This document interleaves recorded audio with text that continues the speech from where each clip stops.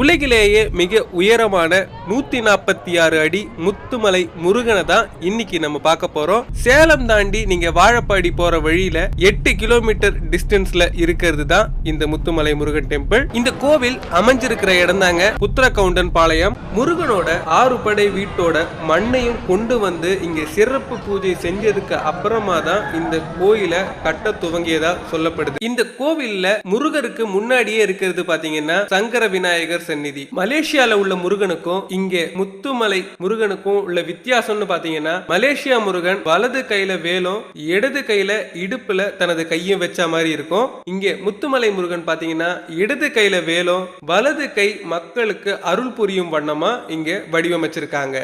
இந்த கோவிலுக்கு வர்றவங்க எல்லாம் மறக்காம இந்த பின்னாடி இருக்கிற மேல முருகனையும் தரிசிச்சுட்டு தான் போறாங்க. முருகனோட அருளை பெறுங்க.